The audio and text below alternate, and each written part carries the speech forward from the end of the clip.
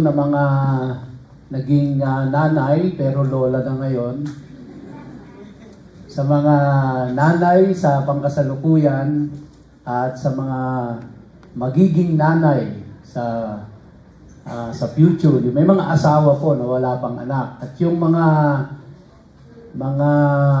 nag-aalaga po, no, walang asawa pero sila ay tumatayong mga nanay sa kanilang mga inaalagaan. So happy Mother's Day po sa inyong lahat.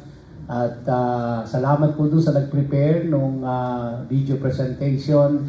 And of course, doon po sa nag-prepare ng token for all the mothers. Kaya hinihiling ko po na ang lahat ng mga nanay na lola na ngayon, tumayo po. Yung mga nanay at magiging nanay at nanay sa kanilang mga inaalagaan. Tayo po tayong lahat, yung mga nanay, at nais ko po kayong ipanalangin. I hope na taaso ang kamay nung wala pang na-receive na token. Lahat to meron na. Ayun, meron po doon sa likod. Pakilapitan lang. Yan po ay doon sa nag-prepare, no? Thank you very much. So, meron pa po ba na hindi pa naka-receive ng token? Wala na? Ayan. Okay, so tayo po ay saglit na manalangin. Samahan niyo po ako. Ama naming Diyos na mabuti sa lahat at pinakamakapangyarihan, kami po ay nagpapasalamat na sinustain mo ang aming buhay sa buong magdamag. At kami nakapagpahinga, nakatulog ng maayos. At kami ay idinako mo sa iyong bahay panambahan. Salamat po sa buhay at kalakasan na patuloy na ipinagkakaloob mo sa bawat isa sa amin. At sa umaga pong ito, kami ay nagagalak sapagkat mayroon kaming pagkakataon sa loob ng isang taon. May isang araw kami na kung saan ay aming ipinagdiriwang ang mga kananayan. Kaya sa oras na ito ay amin pong idinadalangin sa iyo ang mga nanay ng iglesyang ito. Maraming salamat po sa kanilang di matawarang kontribusyon upang ang isang pamilya ay maging maayos at maging matatag. Salamat sa kanilang mga sakripisyo, salamat sa kanilang mga pagpapagal. Salamat Panginoon sapagkat napaka-importante ng role na kanilang ginagampanan sa isang pamilya, sa isang tahanan. Kaya't ang aming pong dalangin, O Diyos, ay patuloy mong igawad ang iyong masaganang pagpapala sa mga kananayang ito. Patuloy mo po silang bigyan ng kalakasang pisikal, kalakasang espiritual, at bigyan po sila ng karunungan, katalinuhan sa mga panahong ipagkakaloob mo pa sa kanila. Dalangin po namin na magkaroon sila ng malakas na pangangatawan, malusog at magandang buhay. At dalangin po namin, O Diyos, na bigyan mo po sila ng iyong patnubay, ng iyong karunungan, kung papaano po nila gagampanan ang kanilang tungkulin bilang isang nanay ng isang tahanan. Alam po namin lahat ng ito ay hindi madali. Ito po ay punong-puno ng sakripisyo, pagpapagal, pagpapagod, pagtitiis. Kaya ang hiling po namin sa iyo, O Diyos, ay isustain mo ang bawat nanay na ito. Salamat po, Panginoon, at ikaw ang pinagmumulan ng kanilang karunungan, ng kanilang kalakasan. Salamat po sa mga nanay na ito na hindi lamang inspirasyon sa kanilang tahanan, kundi sila po ay inspirasyon din sa aming simbahan. Kaya Lord, minsan pa aming Ama, igawad mo sa kanila ang iyong pagpapala. Ito po ang aming sama-samang panalangin sa pangalan ni Yeshua. Amen and amen. You may be seated, mga nanay. Happy Mother's Day. And ang ating pong tatalakay ngayong umaga ay ang last part or last chapter ng Exodus. At ito po ay ang Exodus chapter. At Sa tansya ko po, ito'y maiksi na lamang dahil kung tutusin po ay dapat tapos na ito nung nakaraang pera nung linggo, no isa pang linggo. Kaya lang nabitino tayo sa oras. Sa susunod na Sunday ho, ay sisimulan na natin yung panibagong series natin ng Life After Death. At ito po ay napakagandang paksa na pag-usapan. Kaya wag ho kayong mawawala sa susunod na mga Sunday, sa susunod na Sunday at sa mga susunod pang mga Sundays. Dahil tatalakayin po natin yung mahalagang paksang ito. At tinitiyak ko po sa inyo na maraming makokorek sa atin na inaakala nating tama. Pero yung pala ay mali ang ating pagkaunawa. So kaya uunawain po natin ito ng gusto sa biblical na kaparaanan. And then after that series, I will start with the book of Leviticus. Now, yung pong Leviticus, I will tell you in advance, it's a very, very, very technical book. Kaya bihira po talaga ang simbahan na nangangaral sa book of Leviticus. Dahil it is so technical at nangangailangan po ito ng talagang masusing pag-aaral at talagang undivided attention ang book of Leviticus. Pero kapag ito po ay naunawaan natin, ay mauunawaan ho natin ang 13 letters ni Paul.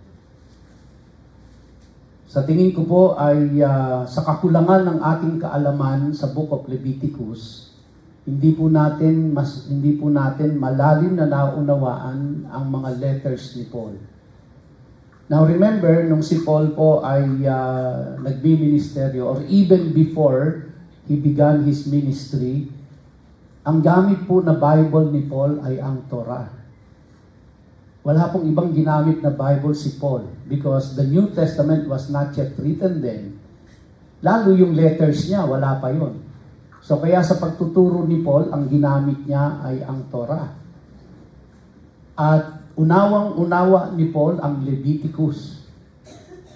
Kaya't mauunawaan ho natin ng lubusan ng mas malalim ang mga letters ni Paul kapag naintindihan natin ang Leviticus.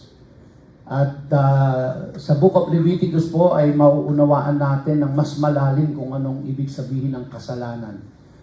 Sa tingin ko po, sa pag-aaral ko dun sa book of Leviticus, sa tingin ko, napakababaw po talaga ng pagkaintindi natin sa kung ano ang kasalanan.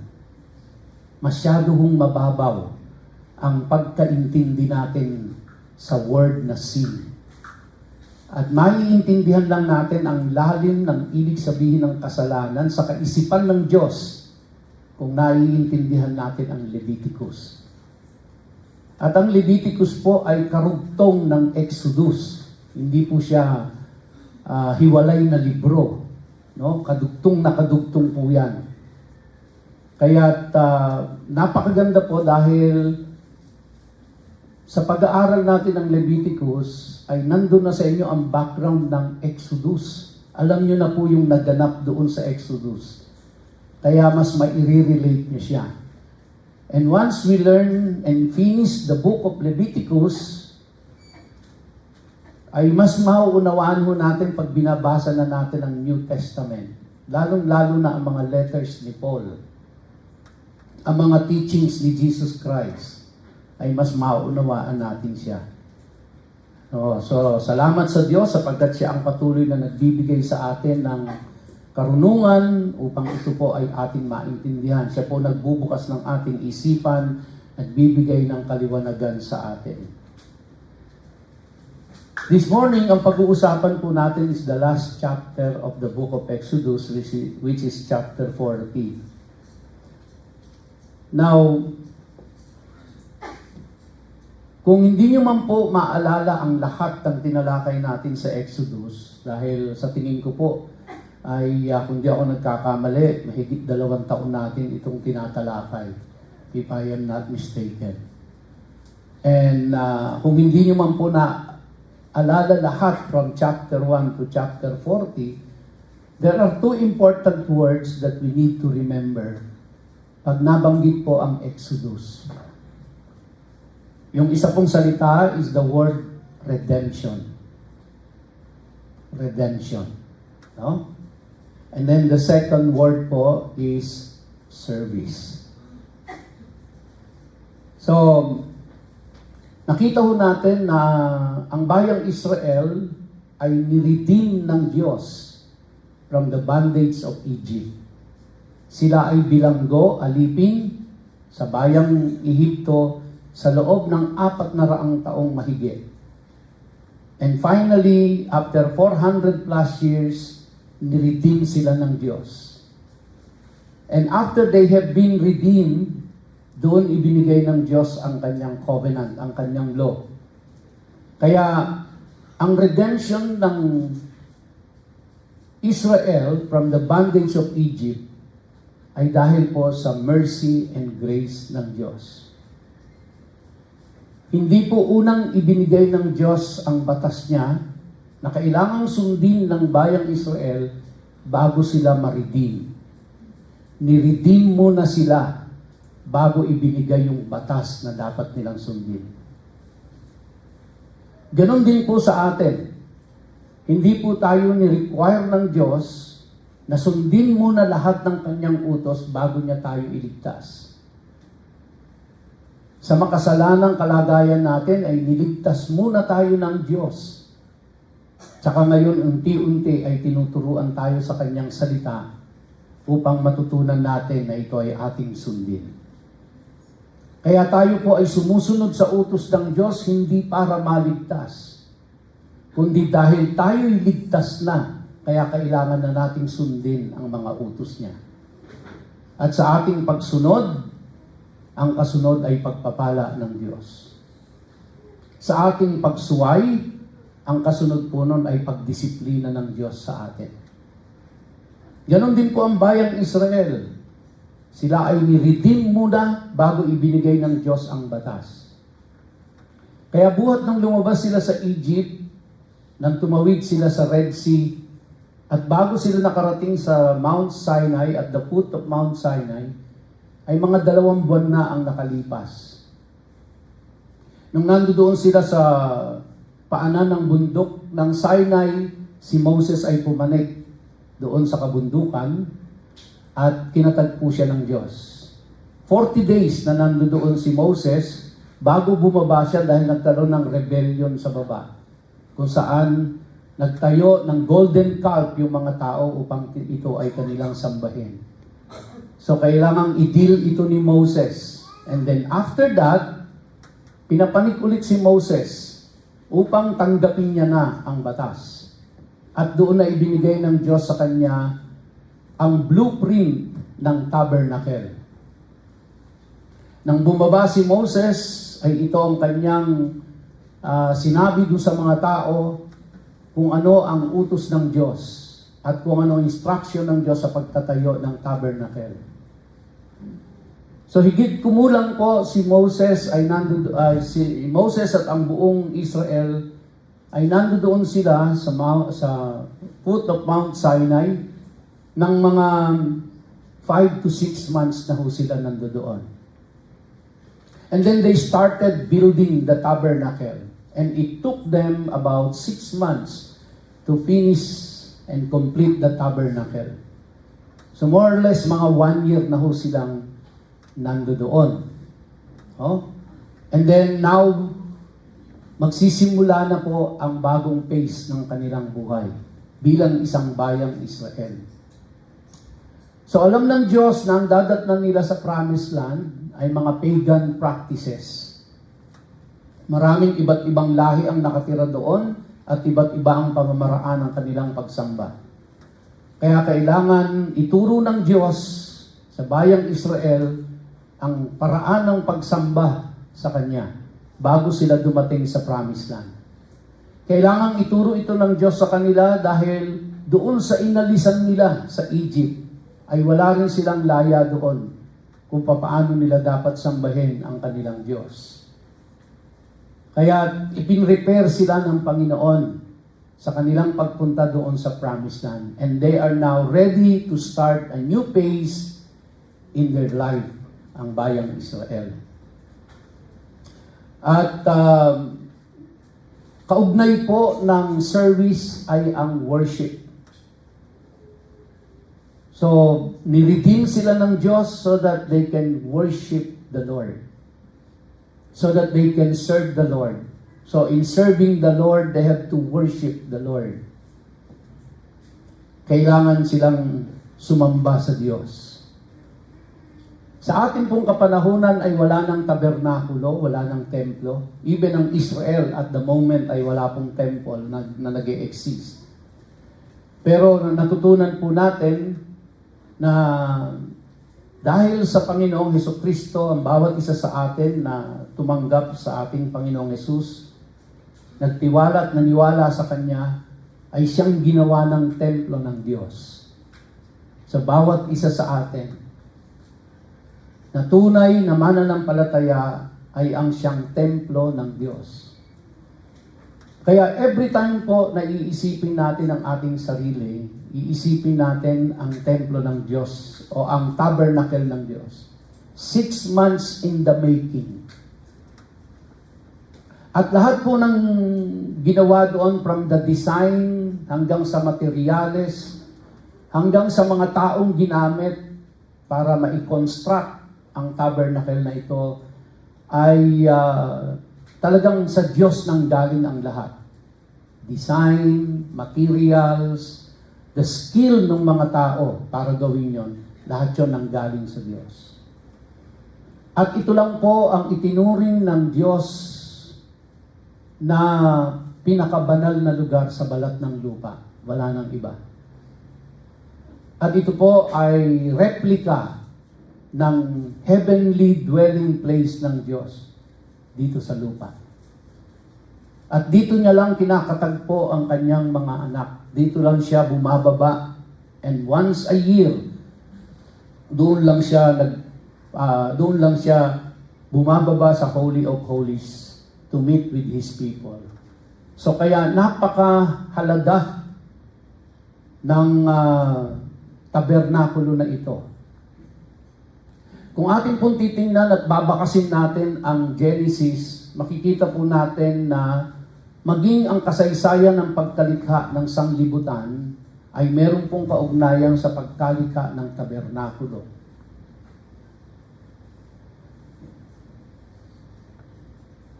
Kaya sa harapan ng Diyos, ang tabernacle na ito ay napakahalaga po. Now, in the modern times, in our dispensation, tayo na po yung tabernacle. Hindi po nagbabago ang standard ng Diyos. Kung paano niya tiningnan na yung tabernacle na yon ay napakahalaga sa Kanya. Now you are God's tabernacle. Now you are now God's temple. Ibig sabihin, napakahalaga mo sa harapan ng Diyos. At bago po nagsimula ang paglilingkod doon, bago kinonsecrate, bago ginamit, ang tabernacle na ito ay talagang inihanda ng Diyos ito para sa paglilingkod sa Kanya at pagsamba sa Kanya. Kaya, translating it to our modern times, mga kapatid, we are the tabernacle of God, which means, pagdating po sa ating pagsamba at paglilingkod sa Diyos, inihahanda dapat ang tabernacle na ito. Actually, ito pong church building na ito is not God's tabernacle. We are God's tabernacle. This is just a venue for the tabernacle of God. This is not God's tabernacle. Kaya, wala naman pong masama kung ito'y pagandahin natin at ayusin natin at gawin natin comfortable dahil dito tayo nag-meet every Sunday to worship the Lord. But let us all remember, this is not God's tabernacle. This is not where God dwells. We are God's tabernacle We are God's temple. This is just a venue for the tabernacle of God. Kaya huwag natin masyadong bigyan ng malungkot lang di ba? Na mas binibigyan ng napakagandang preparasyon at ginagastusan ng malaki ang mga building to make it beautiful, to make it comfortable. Again, as I have said, nothing wrong with that. Dahil nakita naman po natin kung nung ginawa po yung tabernacle, kung gaano ka-elaborate yung mga ginamit doon. Even yung temple nung tinayunan ni Solomon. Nakita ho natin kung gaano ito ang pinakamagandang structure nung panahon na yon. But still, ang mahalaga pa rin po is yung kung saan nananahan ng Diyos. During that time, doon kasi bumababa ang Diyos Doon po sa Holy of Holies. Actually, doon sa buong tabernacle na yon, yung Holy of Holies, ang pinaka-importanting lugar sa lahat ng yon. Nung itinayo ang temple, ganun din po yung Holy of Holies. But now, wala na po yung physical tabernacle, wala na yung physical temple, although in the future, matatayo po ulit yung temple na yon. Pero sa ngayon po, ang temple or tabernacle ng Diyos ay ikaw at ako, ang mananampalataya. Kaya, when we come to the Lord in worship, let us prepare our tabernacle. Kung nakita po natin sa pag-aaral natin na hindi sila pwedeng basta-basta haharap sa Diyos. Nakita po natin yung proseso, magmula po doon sa labas ng courtyard, pagpasok mo, hanggang makapasok ka sa loob ng tabernacle at hanggang makapasok yung high priest doon sa Holy of Holies, nakita po natin na napaka-elaborate ng preparation nila. Because they will meet with God. At yun ay requirement hindi ni Aaron, hindi ni Moses, yun ay requirement ng Diyos sa kanila. Kaya nga ang sabi ng Diyos sa kanila, do not appear before the Lord empty-handed.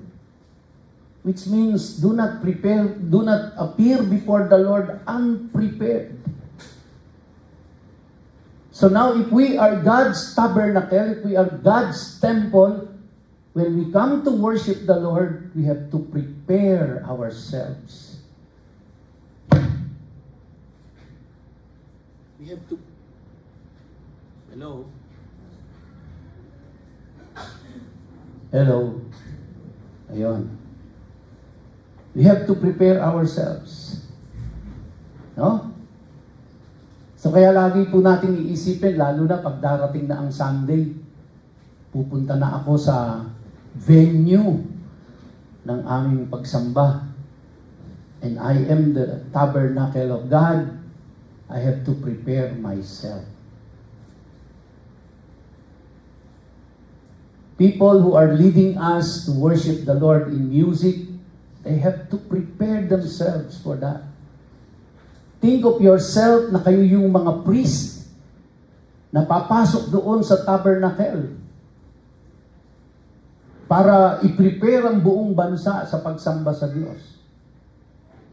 Sa aming mga pastor, dapat isipin namin na parang lang ho, kami yung high priest that will meet the Lord, representing the entire people. So lahat po tayo ay maghahanda, lahat tayo magpi-prepare. Hindi tayo parang pupunta lang sa outing. No, hindi yung parang pupunta lang tayo sa birthdayan or sa reunion.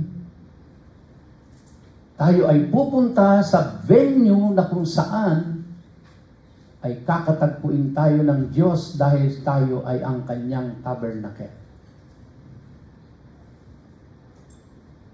So it is so important po in the eyes of God kung paano natin pinaghahandaan ang paglapit sa Kanya, ang pagsamba sa Kanya. Please remember, He is God. He is not ordinary person. He is not just somebody up there. He owns the entire universe. He created everything out of nothing. He is holy. He is God. At siya yung imi-meet natin at makikipag-meet sa atin. Siya yung ating aawitan. Sa Kanya tayo mag-aalay ng panalangin. At tayo ay makikinig sa Kanyang instruction sa atin. Exodus chapter 40 verse 1 says, Adonai said to Moshe, on the first day of the first month, very specific, on the first day of the first month, you are to set up the tabernacle, the tent of meeting. Now, mga kapatid, hindi po ibig sabihin nito January 1st, on the first day of the first month. So, isipin natin, January 1st. First day of first month. Kasi ang alam natin na first month ay January. At ang first day ng January is January 1. So, New Year. Now, we have to understand, mga kapatid, na ang mga Hudyo po, mula pa nung panahon ni Moses hanggang ngayon, hindi po nila binago ang biblical calendar. Kaya ang mga Hudyo, meron po silang religious calendar, meron po silang agricultural calendar, meron po silang civil calendar, at meron silang regnal calendar.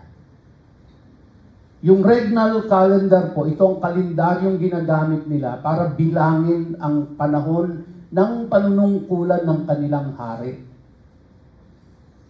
At meron pong corresponding na kung kailan magsisimula yun. At yun ay tinatawag din nilang first day of the first month. Iba rin yung civil calendar nila.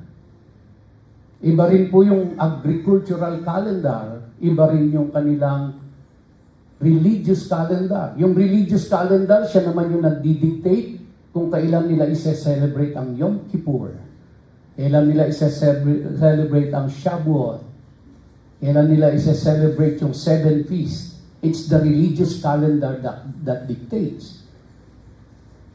Kaya po yung on the first day of the first month, pag tinignan nyo po sa ibang kalendaryo, ika-7th month yun, pero first month siya sa religious calendar.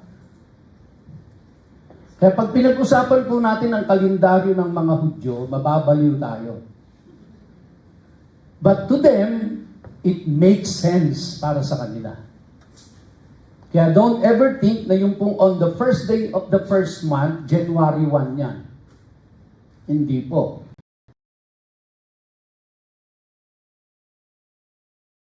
Yung gamit nila. Actually, pag pinag-usapan naman yung sa Egypt, iba naman yung bilang nila doon.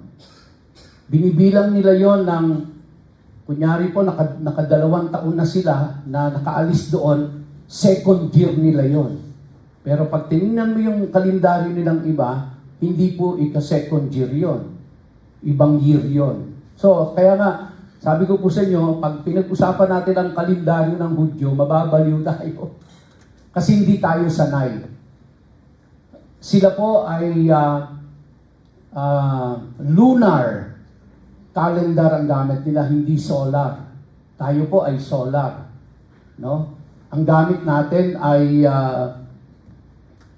yung inimbento ng Roman, hindi po yung Gregorian calendar ang gamit natin.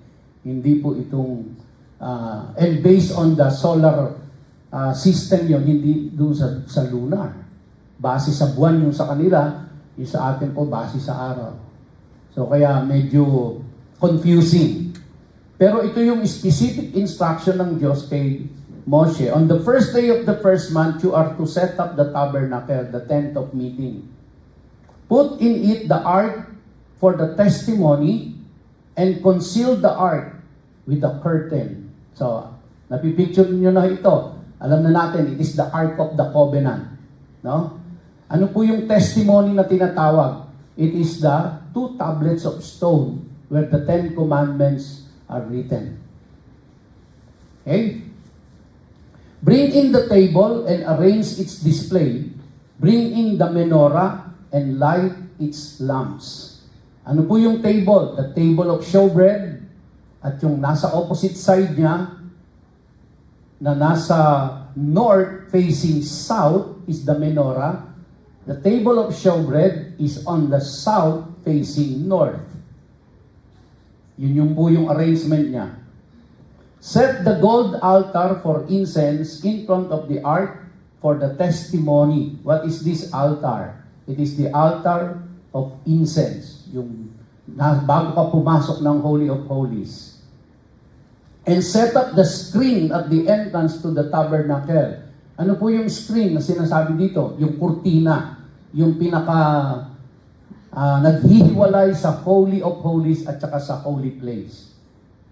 Okay? So inside the Holy of Holies is the Ark of the Covenant. And then, meron pong curtain which they call the screen. Pag labas mo doon, nandito sa side na ito, ang table of showbread. Nandito sa side na ito, ang menorah. Ang nasa harapan nila bago pumasok ng Holy of Holies is the altar of incense. Place the altar for burnt offerings in front of the entrance to the tabernacle, the tent of meeting. No?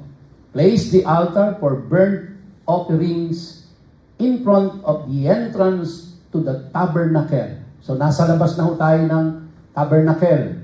Nandun na tayo sa inner court, dun sa courtyard. At ang makikita natin doon is yung altar kung saan they burn their offerings. And then, sabi po doon sa verse 7, set the basin between the tent of meeting and the altar and put water in it, the brazen laver, kung saan naghuhugas ng kamay at ng paa yung mga priest na maglilingkod doon sa tabernacle. Now, dito po sa tabernacle na ito ay napakaraming principle ang ating matututunan po nito, which are all applicable even today. At isa na nga po doon sa binanggit ko kanina is yung preparation natin sa pag-worship sa Diyos. Yung pag-worship natin sa Diyos. At alam mo natin mga kapatid, the only acceptable worship to God is the worship that is acceptable to Him. Which means, kung titingnan natin, ay paulit-ulit na binanggit po dito, no, na kung ano yung instruction ng Diyos, yun ang sinunod ni Moses. At kung ano yung instruction ni Moses sa mga tao, yun ang sinunod ng mga tao. Sa madalit salita po, in worshiping the Lord, it is God who defines how to worship Him. It is not us who will determine how to worship the Lord. Kadalasan po ang nangyayari, tayo ang nagde-determine kung paano i-worship si Lord. Hindi si Lord ang nagde-determine kung paano natin siya i-worship. So how do we know kung paano natin siya i-worship? It is in His Word. Kaya po, the worship of God must be driven by the Word of God. And actually, may mga ibang nadadaanan po ako sa Facebook, nagtuturo ng tungkol sa pag-worship sa Diyos. Some of them, I would say, from my point of view, ay man-made. Some of them are Bible-based. Kaya tayo po as a church, we have to be very, very careful na ang nagdi-dictate ng worship natin sa Diyos ay ang Diyos at hindi tayo. Hindi yung ganito natin gustong worshipin ang Diyos. Kundi ganito gusto ng Diyos na worshipin siya. Kaya ito ang gagawin natin. Siya po ang masusunod, hindi tayo. Hindi kung ano ang uso, hindi kung ano yung napapanood natin, kundi kung ano ang sabi ng Diyos. As we can see, ito po yung principle na makikita natin dito sa tabernacle. Ang Diyos ang nagbigay ng lahat ng ng detalye kung paano siya worshipin. At yun ang dapat gawin ng tao. Kung ano ang sinabi ng Diyos, no? Sabi niya, set up the courtyard all the way around and hang up the screen for the entrance to the courtyard. Take the anointing oil and anoint the tabernacle and everything in it. Consecrate it with all its furnishings, then it will be holy. Anoint the altar for burnt offerings with all its utensils. Consecrate the altar, then the altar will be specially holy. Anoint the basin and its base and consecrate it.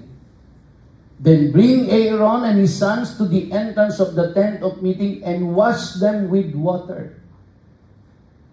Including the priest. Tingnan natin kung paano piniprepare sila. Put the holy garments of Aaron, anoint him, and consecrate him so that he can serve me in the office of Kohen or office of priest. Bring his sons, put tunics on them, and anoint them as you anointed their father, so that they can serve me in the office of Kohen.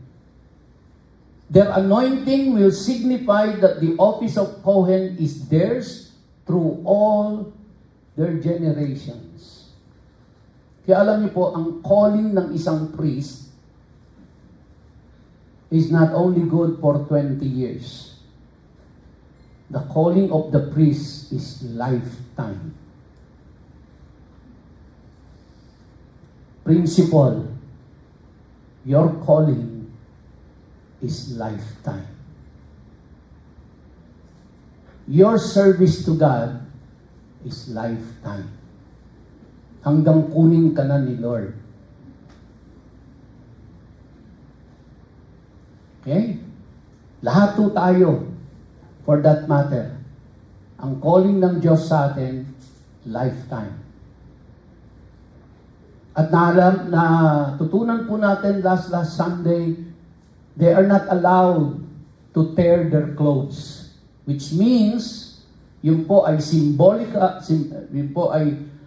it symbolizes na hindi mo pwedeng talikuran ang pagtatawag ng Diyos sa iyo kahit na ano pang mabigat na pangyayari sa buhay mo. Kahit na namatayan ka pa, hindi mo pwedeng talikuran yan. It's for a lifetime. Okay? Moshe did this. He acted in accordance with everything Adonai had ordered him to do. Meaning to the letter, sinunod talaga ni Moses ang ipinag-utos ng Diyos sa kanya. Si Moses po ay isang beses lang nakapasok ng tabernacle. Then after that, he was not allowed anymore. Pinayantulutan lang siya ng Diyos noong pong pina-inspect na sa kanya kung lahat ay okay na, and then nung makita ni Moses na okay lang lahat, then he blessed the people, and then after that, when the temple was consecrated to the Lord, only the priests are allowed to enter. On the first day of the first month of the second year, no? Pansin niyo po yun? On the first day of the first month of the second year, the tabernacle was set up. Ano po ibig sabihin? Ibig sabihin ng second year, pangalawang taon na nila doon sa wilderness. Buhat nung umalis sila sa Egypt. Okay? So kaya on the second year nila sa wilderness, From the time na umalis sila sa Egypt, na itayo na ang tabernacle. They are now ready to move on and conquer the promised land. Principle, mga kapatid, na dapat po natin maintindihan dito.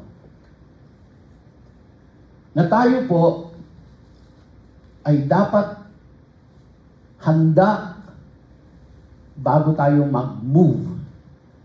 Equip tayo dapat lahat. No? Unang-una, dapat tayo po ay we are equipped with God, which means God is with us. If we move ng wala po ang Diyos sa atin, kaya yun ang sabi ni Moses kung di mo rin lang kami sasamahan,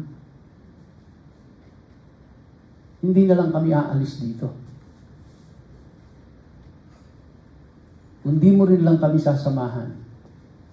Kaya, let us all make sure, mga kapatid, sa ating mga decision making na ginagawa sa buhay natin, lalo na kung mga major decisions yan, makakaapekto sa buong buhay mo, makakaapekto sa pamilya mo, makakaapekto sa trabaho mo, makakaapekto sa community mo.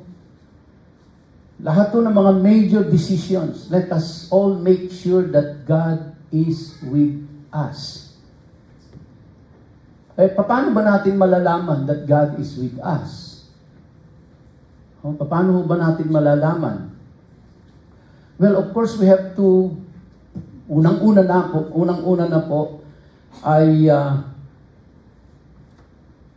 dapat tayo ay mananampalataya sa Panginoon. And we have to walk closely with God every single day. It doesn't mean na kung tayo po ay lumalakad kasama ang Diyos araw-araw, everything will go smoothly. As a matter of fact, marami pong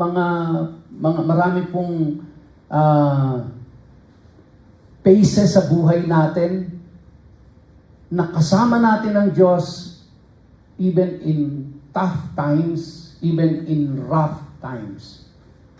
Pero hindi natin minsan namamalayan na habang dumadaan pala tayo sa unos ng buhay, ay kasama natin ang Diyos. All the while, ang iniisip lang po natin, kapag everything is so smooth, kasama ko ang Diyos. Pero pag hindi na smooth, hindi ko nakasama ang Diyos. Minsan may ganun ho tayong tendency. Di ba? Kasi totoo naman ho yun. Mas madaling isipin kasama mo ang Diyos kapag lahat ay okay. Walang nagkakasakit, may pera ka, may trabaho, napopromote ka, umaasenso negosyo, malakas ang pangangatawan, may sakit sa mga mahal sa buhay, walang challenges na ganon. So ang tingin natin, I'm so blessed. Di ba? Kasi smooth sailing ang lahat. Pero the moment may mga tough times na po, medyo meron na kayong mga disagreement mag-asawa, no? Meron na kayong mga problema sa trabaho, sa negosyo, sa anak, sa magulang. No?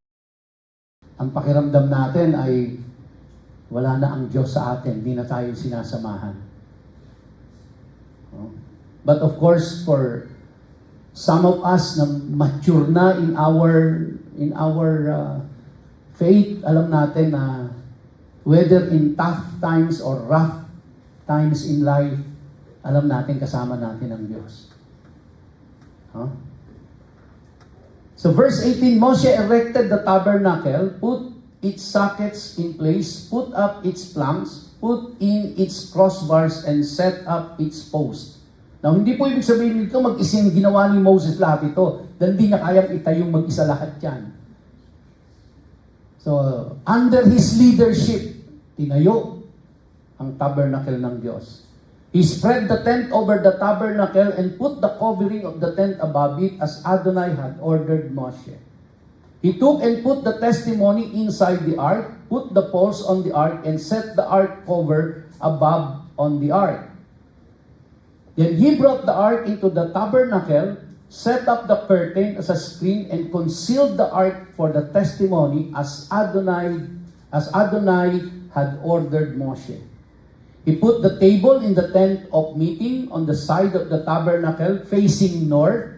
So, andito siya facing north, the table of showbread, outside the curtain, outside the Holy of Holies. He arranged a roll of bread on it before Adonai as Adonai had ordered Moshe. He put the menorah in the tent of meeting, nandito naman sa kabila, across from the table on the side of the tabernacle facing south. Oh.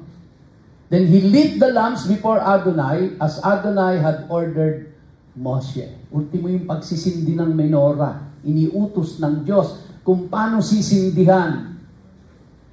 Hindi ho basta meron pong sequence ang pagsisindi ng menorah. No? He set the gold altar in the tent of meeting in front of the curtain. What is not mentioned here, mga kapatid, during our discussion of the book of Exodus, there are actually two altar of incense. Tatalakayin natin yan sa Leviticus. Kasi pagdating natin sa Leviticus and Deuteronomy, nakadetali na ho talaga lahat yan. Yung altar of incense po kasi, alam natin, nandun nila nilalagay yung incense, tapos i-burn nila yon as a form of prayer to the Lord. Di ba? Tama ba? Natatandaan niyo pa? Alam niyo po ba may isa pang altar of incense na ginagamit nila during the time of Yom Kippur? At yung high priest lang ang gumagamit nun once a year. Okay? So he set the gold altar in the tent of meeting in front of the curtain and burned on it incense made from aromatic spices as Adonai had ordered Moshe. Ano, magtataka ho tayo dito no? 2 years pa lang nila doon, 1 year mahigit pa lang sila doon. Saan nila kinuha lahat yan? Di naman sila nagtanim doon. Saan nila kinuha lahat yon? Ano yung process na dinaanan lahat yan para maggawa nila lahat yan? He set up the screen at the entrance to the tabernacle. No? So, kung may screen yung Holy of Holies, may screen din yung tabernacle bago ka makapasok sa loob. The altar for burnt offerings he placed at the entrance to the tabernacle, the tent of meeting, and offered on it the burnt offering and the grain offering. Yan, pag-uusapan ho natin. Kasi yung tinalakay lang natin sa Exodus, di ba meron silang sin offering doon sa, doon sa altar of sacrifice. Tapos meron silang burnt offering. At ang tinalakay lang ho natin is yung mga hayop na sa sin offering, no, ay ino-offer nila yung hayop, pero kukunin nila yung umpong kumbaga laman loob at saka yung umpong yung taba and all that. Pagdating sa burnt offering, i-burn yung buo. Di ba? Pero meron pa hong iba na ino-offer sila sa burnt offering. At yung po yung grain offering nila. Now, pagdating natin sa Leviticus, doon nyo po maiintindihan. Bakit dito sa tabernacle ay pinahintulot ng Diyos ang grain offering, pero bakit kay Cain hindi niya tinanggap ang plant offering? Yung grain is a plant offering. Di ba? Ang tinanggap niya lang yung kay Abel, which is the animal, the blood sacrifice. Pero pagdating ho dito, tinanggap niya ang blood sacrifice at ang plant sacrifice. Lord, bakit? Ba't di mo tinanggap yung kay Cain? Pero dito sa tabernacle, tinatanggap mo ang plant offering. Pag-uusapan din po natin yan. At lahat ng yan may kaugnayan sa kasalanan. Okay? Kaya sabi ko sa inyo maiintindihan lang natin ang lalim ng kasalanan kapag naintindihan natin ang Leviticus.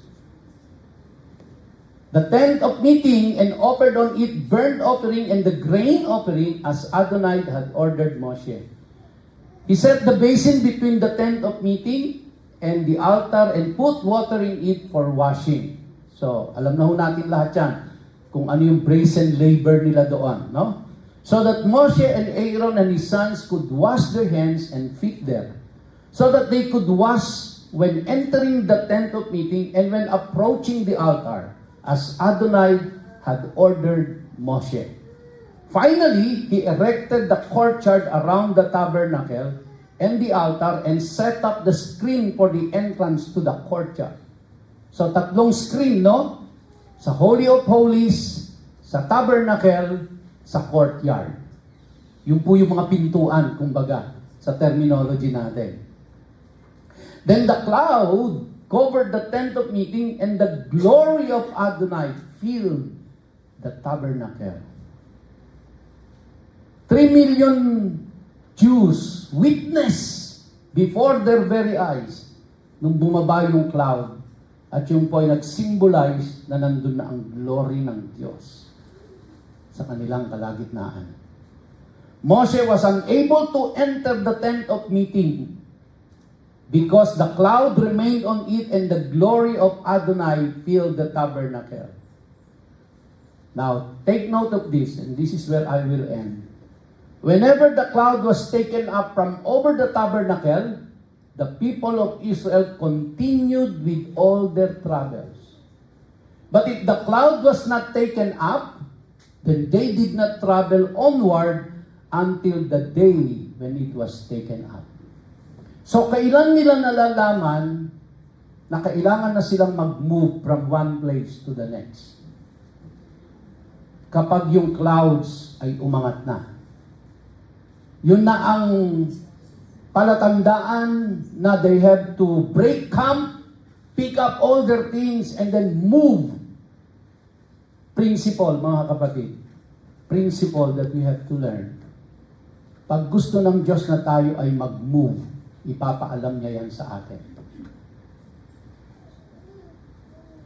Kaya, listen to me, church. Hindi po sa akin sasabihin ng Diyos kung gusto kanyang mag-move. Ikaw ang kakausapin niya, hindi ako. Kaya wag ho kayong pupunta sa akin, Pastor. Sinasabi ho ba ng Diyos na ako ay mag-move na? Ewan ko. Ikaw ang kakausapin ng Diyos. Now, again, ulitin ko po. Balikan lang natin ang ating mga nakaraan. Paano ho ba tayo napunta dito sa Cavite? Lahat ho tayo may kanya-kanyang kwento ba't tayo napunta dito. Ang iba ay napunta dahil maayos ang lahat. Pero ang iba ay napunta dahil pinagtabuyan ng kanilang inuupahan. Wala nang choice. Maaring kayo po ay napunta dito na hindi maayos ang sitwasyon, but still, wala na ho kayong choice, wala na kayong option, kundi mag-move. Kaya, yun po yung sinasabi ko na pwedeng smooth sailing sa iba, pwedeng sa iba po hindi smooth sailing. Kami po mag-asawa, nung nagdesisyon kami pumunta dito, hindi po lahat smooth sailing. As a matter of fact, ayaw nga ni Sister Lily lumipat ng Cavite. Kasi po, wala kaming kamag-anak dito. Lahat ng kamag-anak, lahat ng kaibigan, lahat ng kakilala, kababata, ay nandun ho lahat sa Taguig. Bigla kaming pupunta dito na walang kakilala kahit sino. Pero, kaya, urong-sulong ho kami. Bumili lang ako ng bahay dyan for the sake na may investment lang. Pero, wala ho kaming isip na titira kami dyan. Kaming dalawa, kasi parehas kaming taga-Taguig. Nandun lahat ang kamag-anakan namin. Nandun lahat ang lahi namin. At kilala kami doon kahit saan kami pumunta. Pwede nga ako kumandidatong barangay captain doon eh. Pero hindi ako mananalo. Pero dumating po yung time eh. Now we have to move whether we like it or not. We have to move. Pero ipinakita ng Diyos sa amin ito. Move out of your place.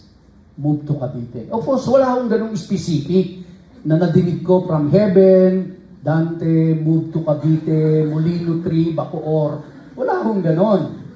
Because prior to that, mayroon ng preparation na ginawa ang Diyos bago pa kami pinalipat dito. You have your own story to tell, of course.